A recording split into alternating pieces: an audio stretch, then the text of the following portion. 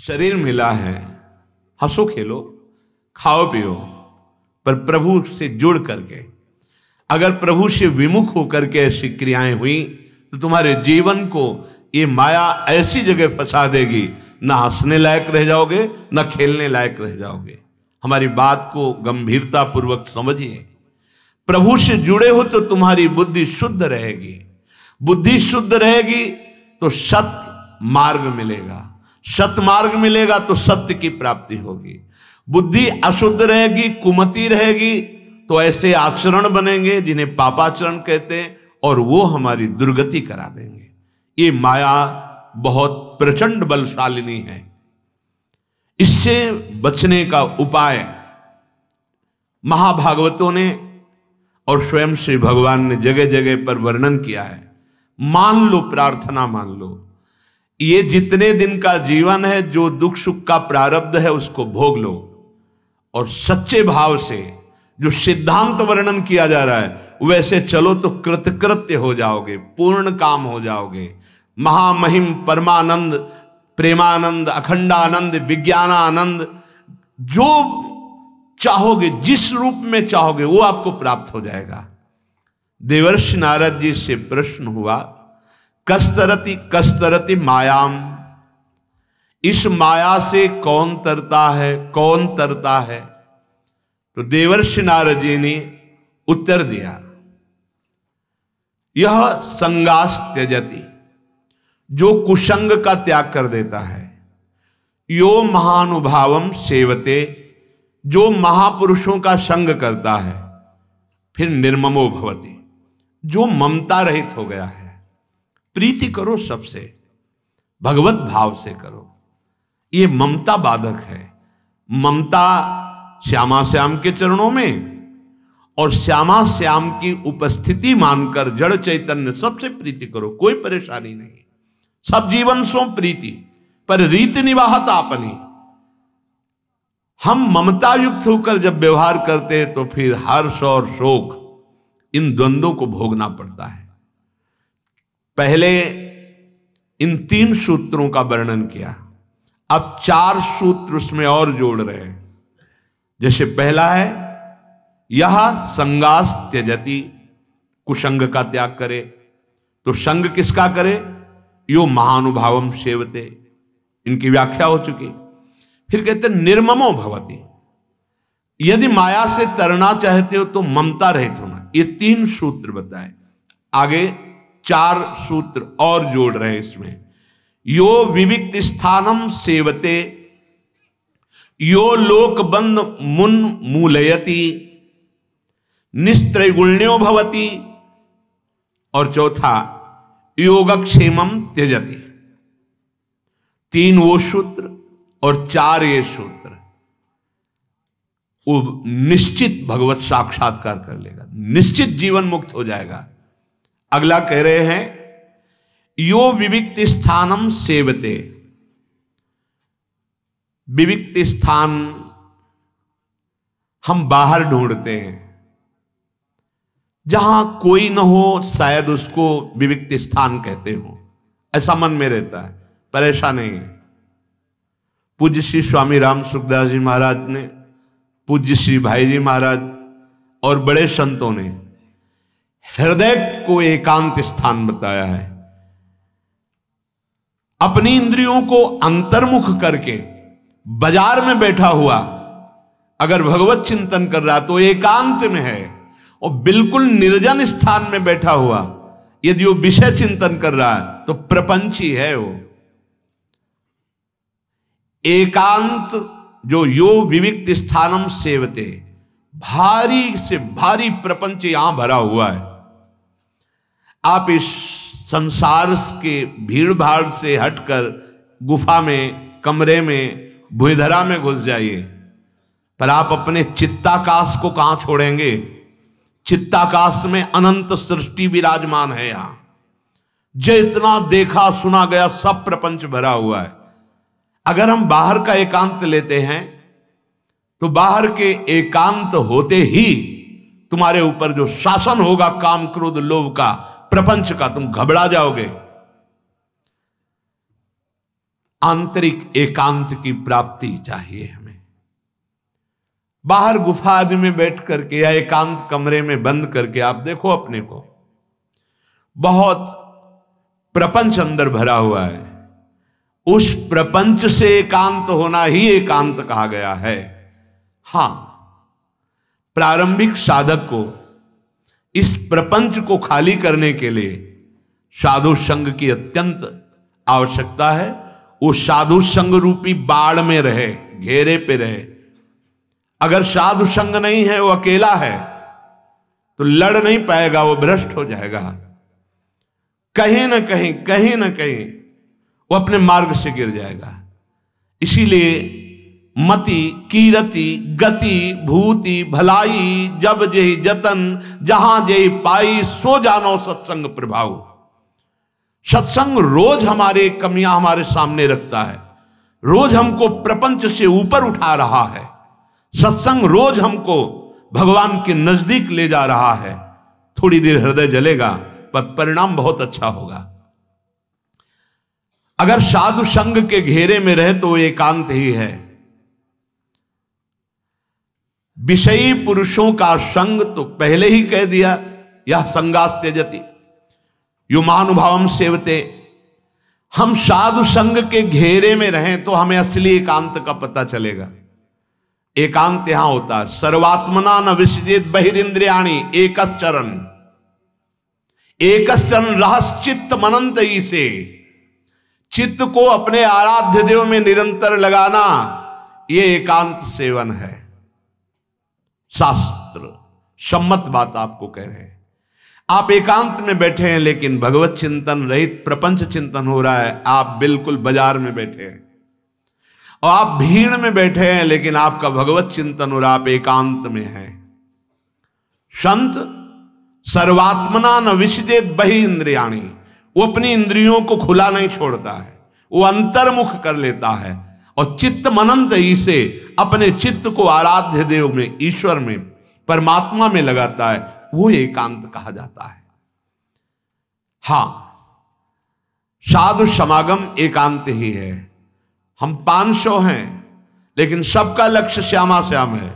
नाम गुण कीर्तन चर्चा भगवत चर्चा में ही हमारा समय व्यतीत होता है। हम एकांत हैं। जैसे अपने लोग तो बहुत कम संख्या है, 88,000 ऋषि एक साथ रहते थे, जिनके मुखिया सौनक जी 88,000 और सब एकांतिक ऋषि हैं।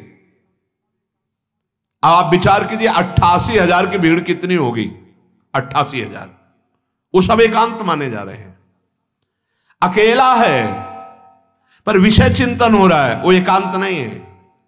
88,000 हैं साथ में पर सब भगवत गुणानुवाद श्रवण कीर्तन भगवत आराधना शास्त्र संयम के साधन, वो एकांत है। यो विविक्त स्थानम सेवते। अब इसका लौकिक शब्दार्थ, जो सांसारिक पुरुषों से भरा हुआ भीड़ भाड़ का स्थान है, उससे अलग साधु समाज का सेवन करते हुए प्रपंची विषयी पुरुषों से संगम तजेत मिथुन अभ्यतिनाम मुमुक्षु, जो मैथुन क्रियाओं से नाना प्रकार के भोगों से आकृष्ट चित्त वाले, प्रपंची चर्चा करने वाले, ऐसे लोगों से रहित स्थान पर वास करे। ये बाहरी शब्दार्थ। विविक्त देश सेवित्व मरतिर जन संसदी, जहां ऐसे लोग भीड़ भाड़ है जो प्रपंच की वार्ता, भोग वार्ता, संसार वार्ता, ऐसे लोगों के बीच में न बैठे। ये बाहरी अर्थ है। अरतिर जन संसदी, उसकी रति नहीं होनी चाहिए ऐसे, जहां प्रभु की चर्चा नहीं है, प्रभु के नाम गुण की महिमा का वर्णन नहीं, वो कोई भी सभा हो उस पे हमें नहीं बैठना है। यो लोकबंध मुन मूलयति, 5वां, पहला दूसरा तीसरा 3 और ये चौथा यो विविक्त स्थानम सेवते। फिर 5वां यो लोकबंध मुन मूलयति, जिसे हरिवंश महाप्रभु ने कृपा करके बताया। दूरादपास्य स्वजनान, हमारा स्वजन शब्द केवल प्रभु और प्रभु के संबंधियों से होना चाहिए। यो लोक बंद मुन मूलयति, जड़ से उखाड़ फेंके लौकिक संबंधों को, अगर भगवत प्राप्ति करनी है। देखो हिम्मत है, हम उन्हीं के बीच में रहेंगे, उन्हीं से व्यवहार करेंगे, पर भगवत स्वरूप नाते नेह राम के मनियत सुहृद सुसेव्य जहालो, नहीं तो अंजन कहा आंख जो फूटे बहुतक कहो कहा लो। वो संबंध किस बात का जिससे हम भगवत साक्षात्कार न कर पाए, वो अंजन किस काम का जो आंख को फोड़ दे, वो संबंध किस काम का जो मेरी दुर्गति करा दे। यो लोक बंद मुन मूलयति, जड़ से उखाड़, मूल माने जड़ से उखाड़ फेंके सांसारिक संबंधों को। अगर वैराग्य मार्ग के पथिक हो, तुमसे कोई पूछता है तुम्हारा जन्म कहां हुआ है, तुम्हारा नाम क्या है, तुम किस जाति के हो, कभी उत्तर न दे और कभी उसका दोबारा संग न करे। हम जन्म कर्म गुण लीला गान करने वाले प्रभु के हैं। अब इस देह के संबंध की स्मृति का नाश करना है, भगवत स्मृति में डूबना है। मैं कौन हूं, मैं हरिजन हूं, मैं प्रभु का दास हूं, बस इतना परिचय है, इसके आगे कोई परिचय नहीं। लोक बंद मुन मूलयति, मैं श्री हरि का हूं, प्रियाजू का हूं, बस। अगर प्रियाजू के संबंध से तो हृदय से लगाने का मन होगा। लौकिक संबंध, यो लोक बंद मुन मूलयति, यही हम चूक कर बैठते हैं। भगवान की इतनी प्रचंड माया है कि जन्म के जन्म बर्बाद कर देगी। ये जो तुम्हें वैराग्य का मार्ग मिला है, आंख मूंद करके चुपचाप चलते रहो। ये मत देखो कि कौन मेरा है कौन पराया है। यहां या तो सब मेरे हैं और या सब पराये हैं। मेरे तो गिरधर गोपाल, दूसरों न कोई। तो मेरे गिरधर की भावना सब में करके तो ठीक है, नहीं तो दूसरों न कोई। उदासीन अति रहे गोसाई, उदासीनता साधु के अस्त्र है जो हर प्रपंच से बच जाता है, कोई संबंध नहीं। पूज्य श्री मग्नानंद सरस्वती जी महाराज, बहुत बड़े महापुरुष, सेनपुर, हर समय एक कौपीनवंता खलु भाग्यवंता, एक कौपीन पे रहते थे, सर्दी गर्मी बरसात। उनके पिताश्री दर्शन करने के लिए आए, तो सरकार शरीर के पिताश्री आए हुए दर्शन करने के लिए, तत्काल उठे, भाग पड़े, गंगा जी की रेती में कूदे और निकल गए। शिष्यों ने प्रार्थना की कि जब गुरुदेव भगवान की इच्छा नहीं तो आप यहां रुक नहीं सकते, आपको तत्काल यहां से पधारना पड़ेगा, आपको जाना पड़ेगा, क्योंकि हम अपने गुरुदेव की इच्छा का ही अनुमोदन करते हैं। वो चले गए। जब चले गए और वो लौट करके जब आए शाम के, तो पूछा सरकार वो शरीर के पिताश्री थे, क्या इतना भी अधिकार नहीं कि जन साधारण आके आपके दर्शन करता है? तो वो दर्शन, बोले वो संत नहीं, वो पुत्र मान करके आए थे, यहां कोई किसी का पुत्र नहीं है, इसलिए नहीं। बाहरी आते हैं, संत मानकर आते हैं, उनका परम मंगल होगा, लेकिन ये पुत्र मान करके आए थे इसलिए नहीं। बहुत सूक्ष्म विषय है।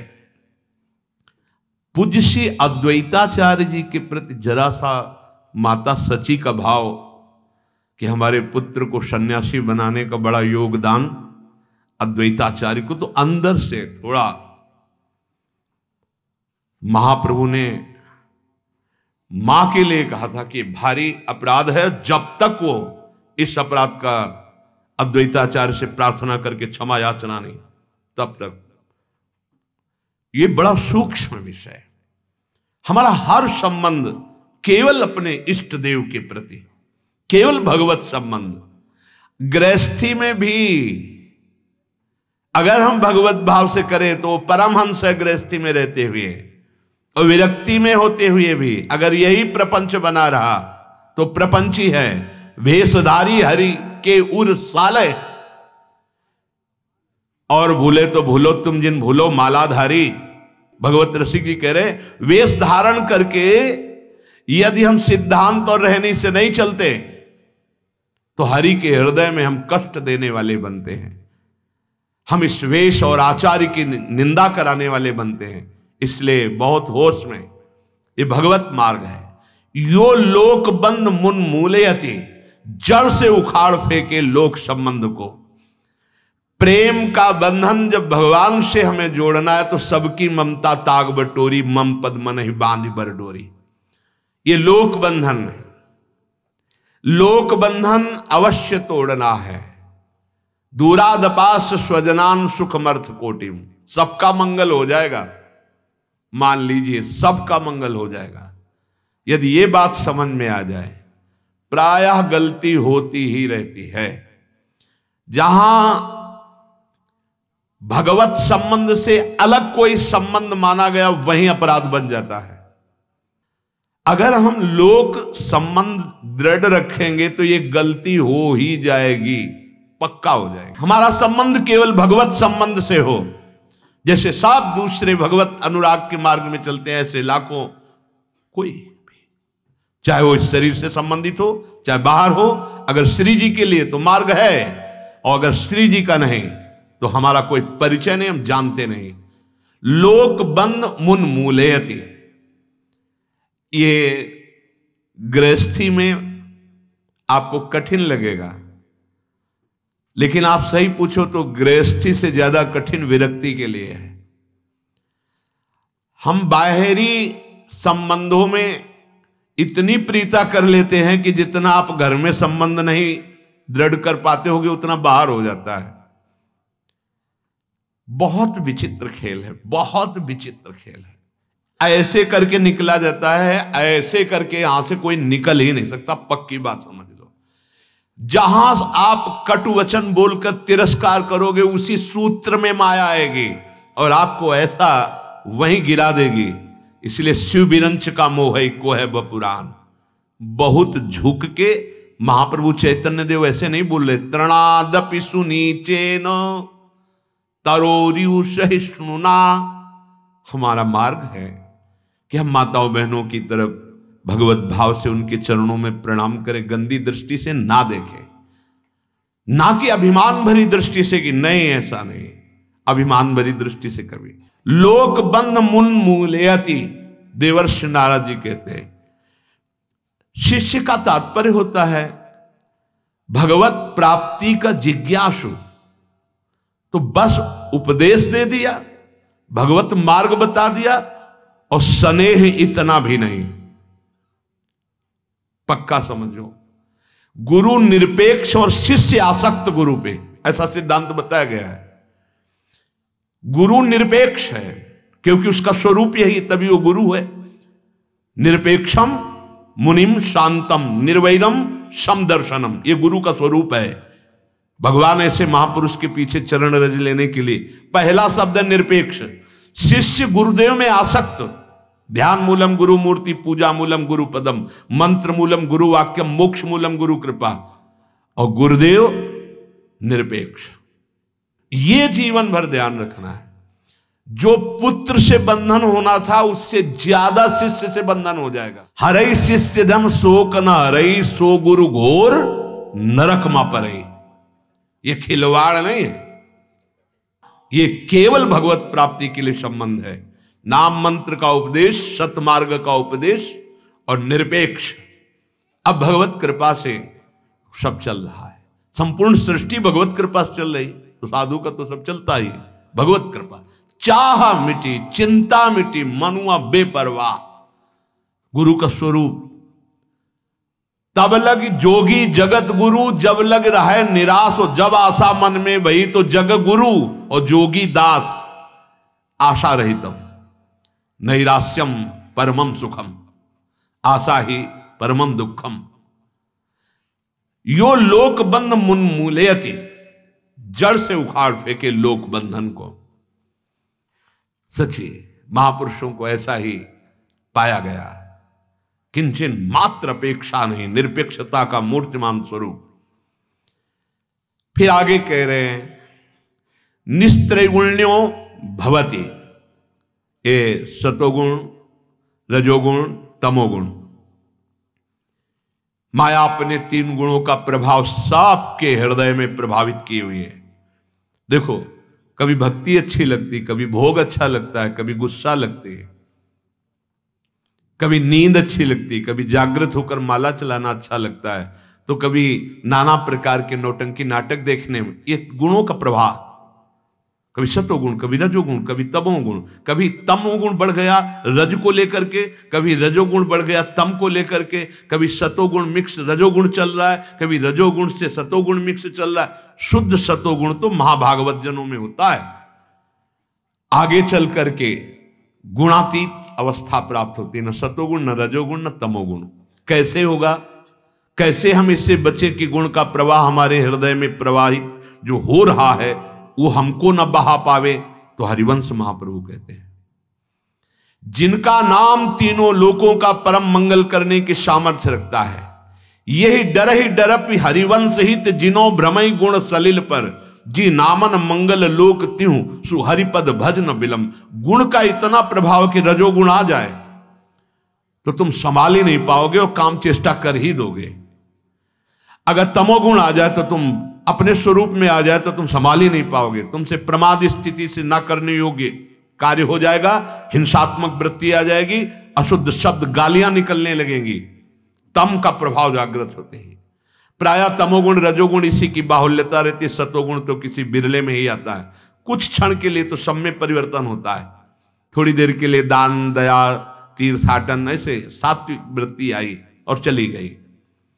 अगर इन तीनों गुणों के प्रवाह से बचना है तो डरते रहो कि कोई ये रजोगुण तमोगुण तुमसे भारी पाप ना करा दे। नहीं, केवल जलन के सिवा और कुछ नहीं मिलता है।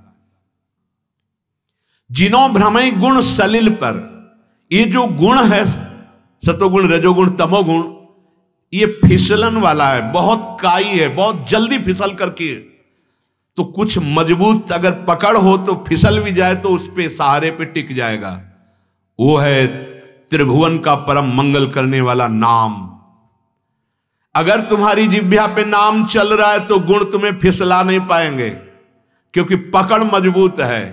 राधा राधा राधा राधा राधा, कई बार देखो अंदर हृदय में जब विकार का राज्य होगा तो नाम बंद होगा, देख लेना, ध्यान से देखना।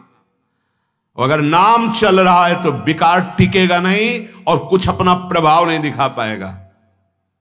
प्रार्थना है इस त्रिगुणात्मिका माया के जाल से बचने के लिए स्वयं भगवान कह रहे हैं,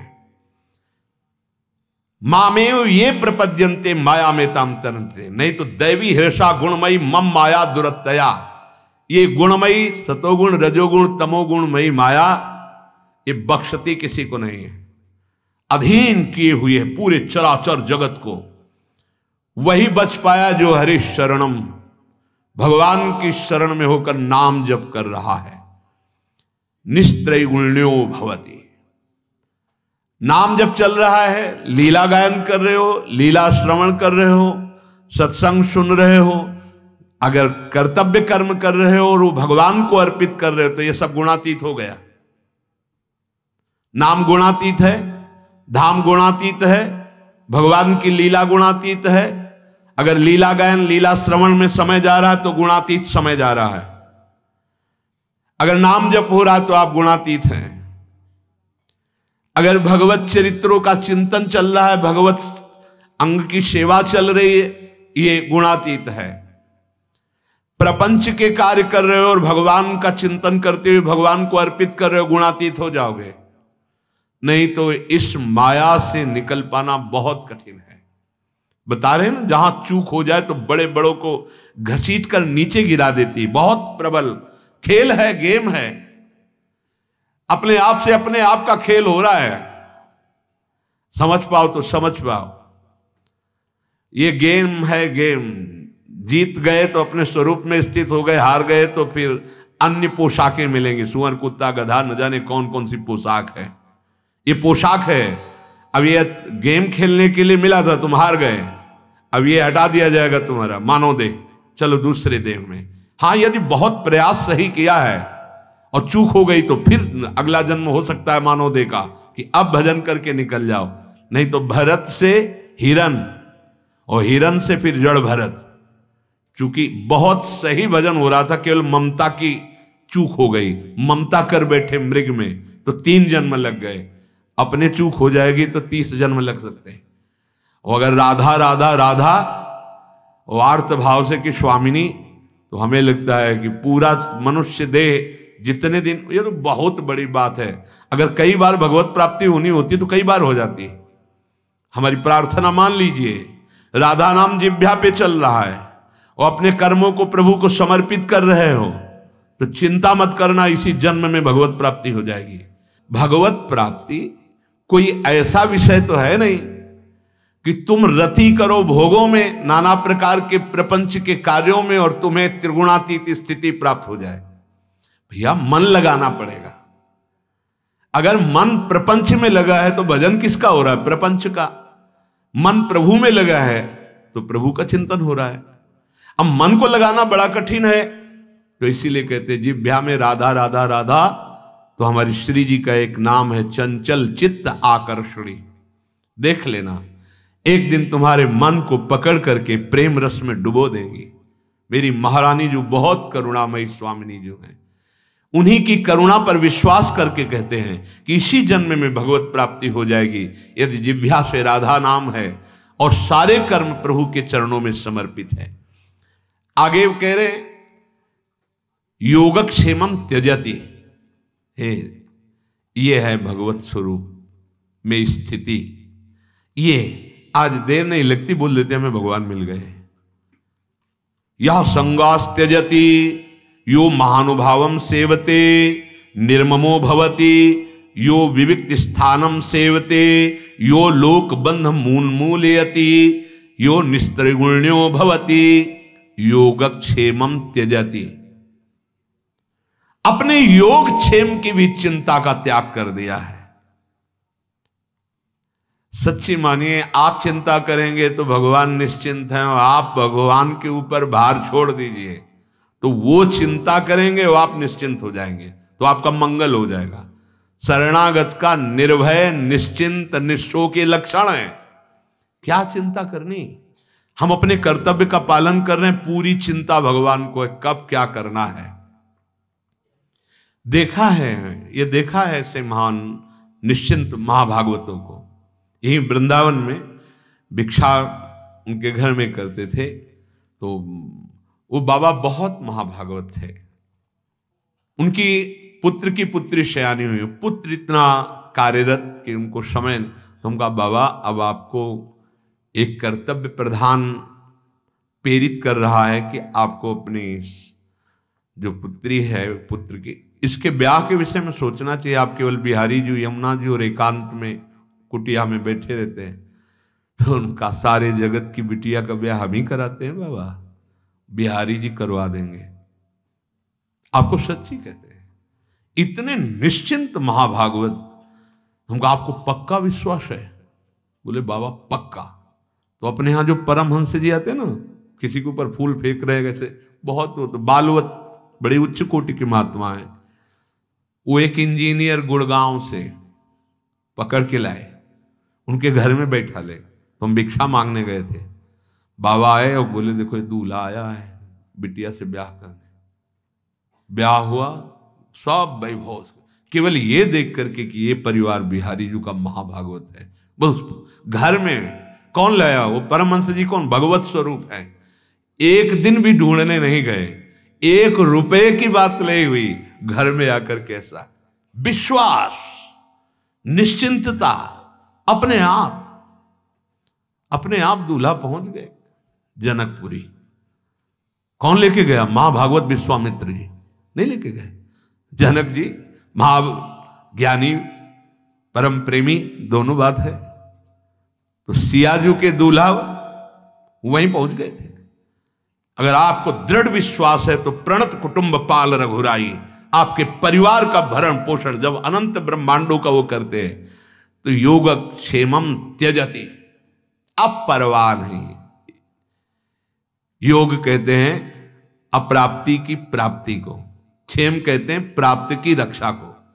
हमारी रक्षा भी वही करेंगे, और हमें जो प्राप्त कराना, चाहे परमार्थ का हो चाहे व्यवहार का, वो वही करेंगे।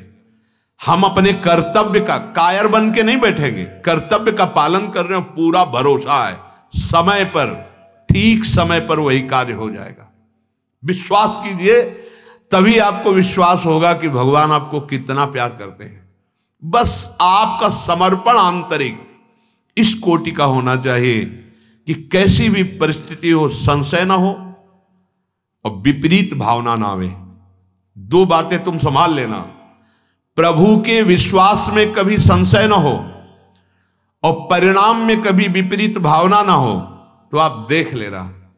ये छाती की बात कहते हैं, बड़े बड़े महापुरुषों की बात कहते हैं, और भगवान स्वयं कहते हैं अनन्यस चिंतयन्तो माम ये जनाः परिउपासते तेषां नित्याभियुक्तानां योगक्षेमं वहाम्यहम्।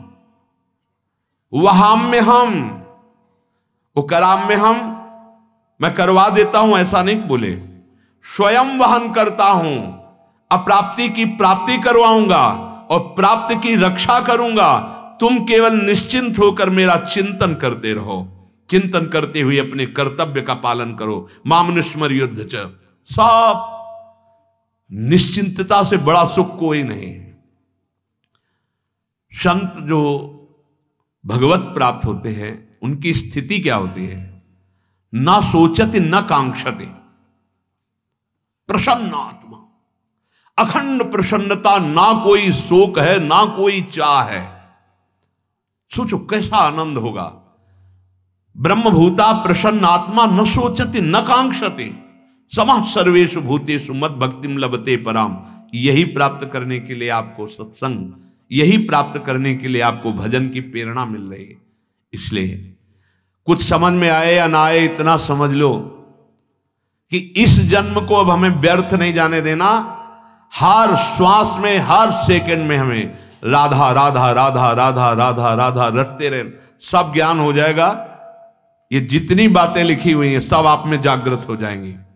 नाम, संपूर्ण ज्ञान, वैराग्य, भक्ति, तत्वबोध, योग सब प्राप्त कराने में पूर्ण समर्थ नाम है। जब नामी को अधीन कर लेता है तो और तो बात ही जाने दो। इसलिए खूब नाम जप कीजिए, कोई गलत आचरण ना होने पावे, ये सावधानी रखिए। शेष चर्चा आगे। श्री राधा वल्लभ लाल।